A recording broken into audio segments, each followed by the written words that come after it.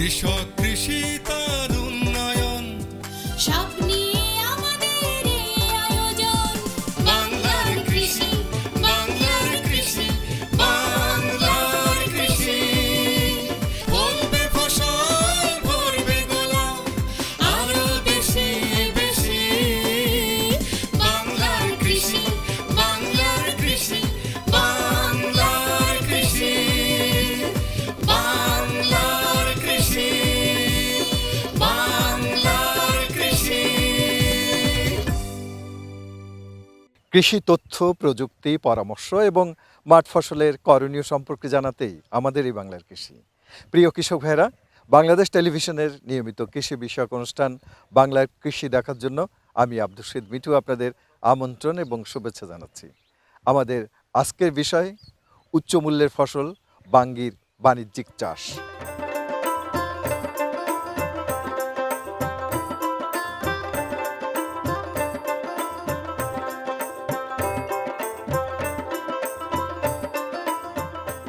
বাঙ্গি এক রকমের শসা জাতীয় ফল, যার অন্য নাম খরমুজ, কাকড় বা ফুটি।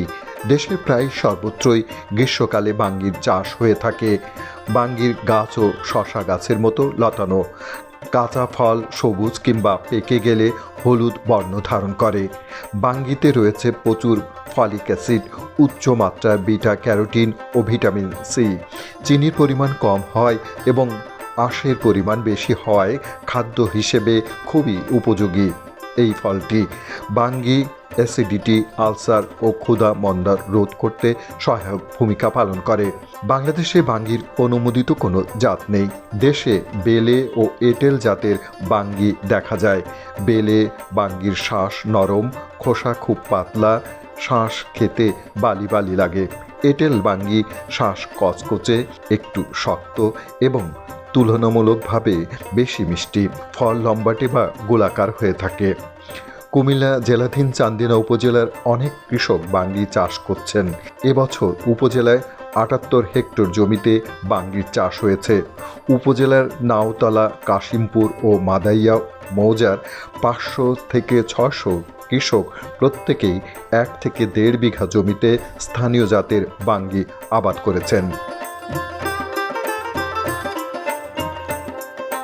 আমাদের কৃষক ভাইদের মাঠে বিভিন্ন সময়ে বিভিন্ন রকমের ফসল দেখতে পাই।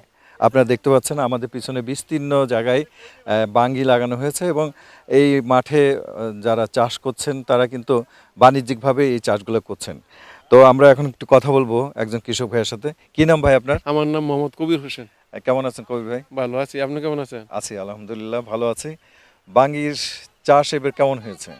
ইনশাল্লাহ খুব ভালো হয়েছে। ফলনটা কি ভালো হয়েছে? ফলনও ভালো হয়েছে। আচ্ছা, এবার আবহাওয়া ভালো ছিল নাকি? আবহাওয়া ভালো ছিল, সেই কারণেই ভালো হয়েছে। হ্যাঁ। আচ্ছা, তো বাঙ্গিটা চাষ করার সময় আপনারা মানে প্রথমে কয়টা চাষ দিছিলেন? 3টা চাষ দিছে, 3টা 4টা এরকম ভাবে দিয়ে আর কি। 3টা 4টা চাষ দেন। চাষ দেওয়ার পর কি তখন সার মাটি তখনই দেন? সার মাটি মিশাই, তখন এরপরে জার করি কইরা বাঙ্গি লাগাই। আচ্ছা, বাঙ্গির বীচি লাগানো হয় নাকি কোথাও গাছ? না, বাঙ্গির বিচি লাগানো বীচি ডাইরেক্ট। আচ্ছা, ডাইরেক্ট লাগানো হয়। আচ্ছা, এখানে সার কি কি সার দেন আপনারা? সার ইউরিয়া, টিএসপি, পটাশ, ড্যাপ সার, এই সমস্ত সার দেওয়া হয়। আবার এই জৈব সার, গোবর সার। জৈব সার। আচ্ছা, এইটাই বেশি দেওয়া হয়, খুব জৈব সার দিলে ফলনটা ভালো হয় ভালো হয় এবং স্বাদটাও ভালো হয়। ভালো হয়, হ্যাঁ। জমিতে জৈব ও রাসায়নিক সার, বিশেষ করে বোরন সার দিয়েছেন, প্রয়োজনে সেচ দিয়েছেন। বীজ বপনের ২০ থেকে ২৫ দিন পর খড় দিয়ে গাছের গোড়ায় মালচিং করেছেন। ৭০ দিনের মধ্যে ফলন আসতে শুরু করেছে। এখন কৃষক ভাইয়েরা ক্ষেত থেকে বাঙ্গি সংগ্রহ করছেন।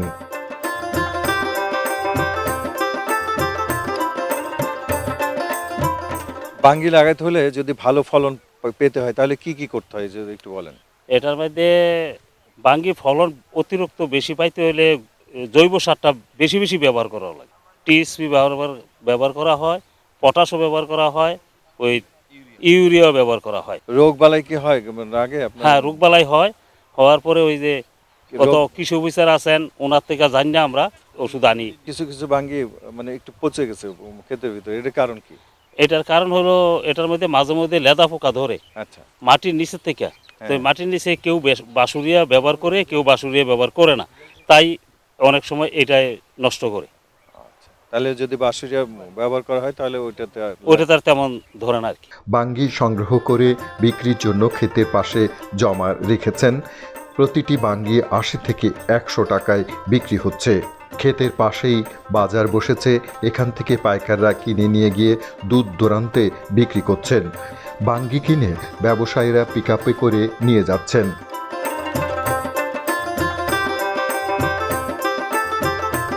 পাশেই তো বাঙ্গির ক্ষেত। হ্যাঁ বাঙ্গি খেয়ে। কতটুক আছে আপনার বাঙ্গি এবার? আমি ৩ কানি গেছি ভাই।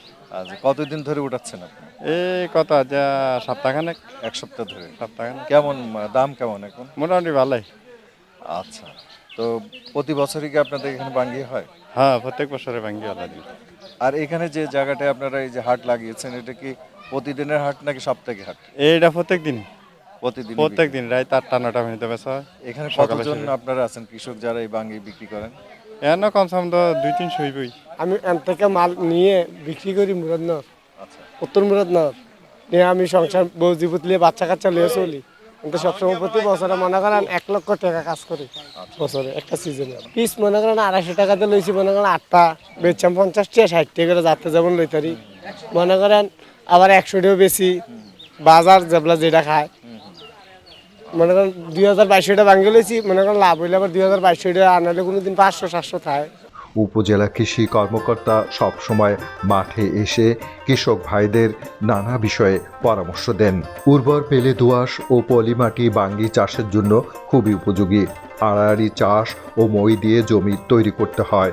শতাংশ প্রতি ৪০ কেজি গোবর সার, ২৫০ গ্রাম ইউরিয়া, ৩০০ গ্রাম টিএসপি ও ২০০ গ্রাম পটাশ প্রয়োজন হয়। অর্ধেক জৈব সার জমি তৈরির সময়, বাকি অর্ধেক জৈব সার ও সব টিএসপি মাদায় দিতে হয়।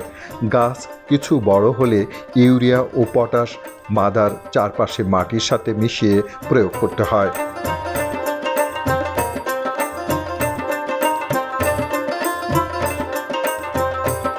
এই গ্রামে প্রায় ৪০ হেক্টর জমিতে বাঙ্গি চাষাবাদ হয়। বাঙ্গি এই ভাঙ্গির বীজগুলা কৃষকরাই এবছর রাখবে, আবার পরবর্তী বছর এই বীজগুলা দিয়ে এরা চাষাবাদ করে। তো বাঙ্গি আমার হাতে একটা, অবশ্যই প্রিয় দর্শক ভাইরা, আমার হাতে একটা বাঙ্গি দেখতে পাচ্ছেন। এই বাঙ্গিটার একটা সমস্যা হচ্ছে যে ফল ফেটে যাওয়া। এই ফল ফেটে যাওয়াটা হচ্ছে মূলত আপনার যখন জমিতে ফল ধারণ করার পরে উচ্চ তাপমাত্রা বা পানির অভাব, এই কারণে ফলটা বেশিরভাগ ফেটে যায়। তাহলে ফল ধারণের সময় থেকে আপনারা নিয়মিত সেচ প্রদান করতে হবে জমিতে, তাইলে আপনার ফল ফাটাটা কমে যাবে। এমনকি জমি চাষের সময় বোরন সার দিতে হবে, এবং পরও বোরন সার আমরা স্প্রে করে দিলে ফল ফাটাটা অনেক কম হবে। আরেকটা হচ্ছে যে আমরা যে ভাঙ্গি অল্প সময়ে বড় করার জন্য আমরা বিভিন্ন পিজিআর বা ভিটামিন যেটা বলি আমরা, যে ফ্লোরা পিজিআর এগুলো ব্যবহার করি।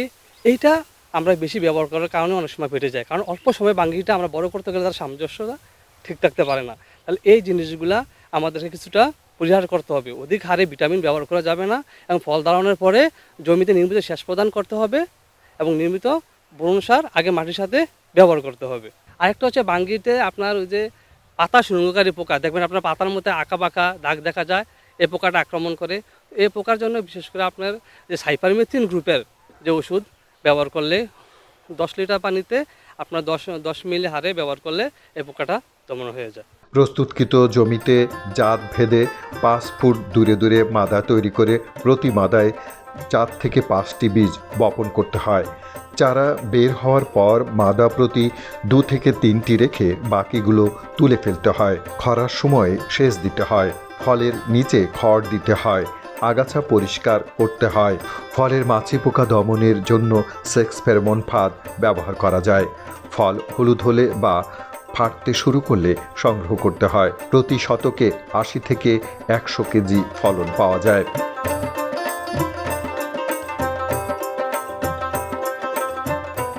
এই বাঙ্গি আপনার শরীরে বিভিন্ন ধরনের ইলেকট্রোলাইটসের চাহিদা পূরণ করবে, এবং এই উপরন্ত এই বাঙ্গিতে আছে ভিটামিন এ, ভিটামিন সি এবং বিভিন্ন ধরনের মিনারেলস। এই বাঙ্গি আমাদের চান্দিনা উপজেলার একটি ঐতিহ্যবাহী ফসল। দীর্ঘদিন যাবৎ চান্দিনা উপজেলার কৃষকগণ এই বাঙ্গি আবাদ করে আসছে। অত্র উপজেলায় 88 হেক্টর জমিতে বাঙ্গির আবাদ হয় তার সিংহভাগই আবাদ হয় এই কাশিমপুর গ্রামে। অর্থাৎ আপনারা দেখতে পাচ্ছেন যে এখানে বিস্তীর্ণ মাঠ, এখানে 42 হেক্টর জমিতে বাঙ্গির আবাদ হচ্ছে। এই বাঙ্গির আবাদ করে কৃষক কিন্তু যথেষ্ট লাভবান, এবং এই ফসলে কিন্তু আমাদের মাত্র এই জমিতে 2টো ফসল হয়। এই বাঙ্গি পরবর্তী সময়ে কৃষক বোনা আমন করবে, এবং বোনা আমনের যেই কৃষক যে খড় পায় সেই খড় বাঙ্গিতে তারা হচ্ছে মালসিং হিসেবে ব্যবহার করে। অর্থাৎ এই মালসিং ব্যবহার ফলে বাঙ্গির আপনারা দেখছেন যে আকার এবং আকৃতি, সাইজ এবং গাছের বৃদ্ধি খুব ভালো হয়। এবং এই বছর তুলনামূলকভাবে কম শীত এবং হচ্ছে বৃষ্টিপাত কম হওয়ার কারণে বাঙ্গির খুব বাম্পার ফলন হয়েছে, এবং কৃষকের মুখে হাসি ফুটে উঠেছে, এবং বাঙ্গি বাজারে বিক্রি করেও কৃষক কিন্তু খুব ভালো দাম পাচ্ছে। থ্রিপস বাঙ্গির প্রধান পোকা। আক্রান্ত হলে জৈব বা রাসায়নিক প্রক্রিয়ায় দমন করা যেতে পারে। সবুজ থাকতে বাঙ্গি সবজি হিসেবে ব্যবহৃত হয়। হলুদ পাকা বাঙ্গি ফল হিসেবে খাওয়া যায়। এছাড়া পাকা বাঙ্গি থেকে জুস তৈরি করেও পান করে মানুষ তৃপ্ত হন। বাঙ্গি বাংলাদেশের একটি প্রাচীন জনপ্রিয় ফল। গরমের সময় এই ফল মানুষ পছন্দ করে। এ ফসল চাষ করে লাভবান হওয়ার সুযোগ রয়েছে।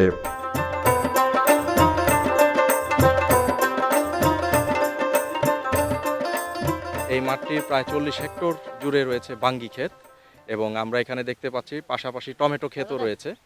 একই সাথে এখানে টমেটো, বাঙ্গি এবং আরও অনেক সবজির চাষ হচ্ছে। আমরা এখানে যদি দেখি যে এখানে সবজির একটা ভান্ডার বলা যায়, এবং এখানে এই সবজিগুলোর উপকারিতা অনেক বেশি। যেমন বাঙ্গি আমাদের শরীরের জন্য অনেক উপকারী, আমরা জানি যে বাঙ্গি আমাদের গর্ভবতী মায়েদের জন্য খুব উপকারী। পাশাপাশি আমাদের শরীরেও নিদ্রাহীনতা থেকে শুরু করে আমাদের ত্বকের সৌন্দর্য ধরে রাখা এরকম অনেক উপকার করে। গ্যাস্ট্রিক আলসার এই ধরনের রোগ ব্যাধি থেকেও আমাদের রক্ষা করে বাঙ্গি। আর টমেটো এর উপকারিতারও তো আসলে শেষ নেই। টমেটো খেলেও আমাদের শরীরের জন্য অনেক উপকার। বিশেষ করে বলা হয় যে টমেটো হচ্ছে ক্যান্সার প্রতিরোধী একটা সবজি। এইসব উপকারিতা টমেটোতে রয়েছে। তো আপনারা আরও বিস্তারিত জানার জন্য আমাদের কৃষি তথ্য সার্ভিসের কল সেন্টার রয়েছে 16123, এই নম্বরে আপনারা কল করতে পারেন। আমি আবারও বলছি, কৃষি কল সেন্টারের নাম্বার 16123। এই নম্বরে ফোন করে আপনারা আরও বিস্তারিত কৃষি পরামর্শ পেতে পারেন। পাশাপাশি আপনারা একটি মাসিক ম্যাগাজিন রয়েছে কৃষি কথা, এটি প্রতি মাসে ছাপা হয় কৃষি তথ্য সার্ভিস থেকে। এই কৃষি কথার গ্রাহক হতে পারেন। মাত্র 50 টাকা দিয়ে এই কৃষি কথার গ্রাহক হওয়া যায়। বাংলার কৃষি, বাংলার কৃষি, বাংলার কৃষি। অনুষ্ঠান সম্পর্কে আপনাদের যে কোনো মতামত আমাদেরকে লিখতে পারেন। লিখবার ঠিকানা প্রযোজক বাংলার কৃষি, কক্ষ নম্বর 223, বাংলাদেশ টেলিভিশন ভবন, রামপুরা, ঢাকা 1219। ইমেল বাংলার কৃষি 1314@gmail.com। Facebook Bangladesh television. ইচ্ছে করলে অনুষ্ঠানটি ইউটিউবে দেখতে পারেন। এই উচ্চমূল্যের ফসল বাঙ্গির চাষ সারা বাংলাদেশে ছড়িয়ে পড়ুক, এটাই আমরা প্রত্যাশা করছি। কৃষক ভাইরা, আজ এ পর্যন্তই। আপনারা সবাই ভালো থাকুন, সুস্থ থাকুন। আল্লাহ হাফেজ। বাংলার কৃষি।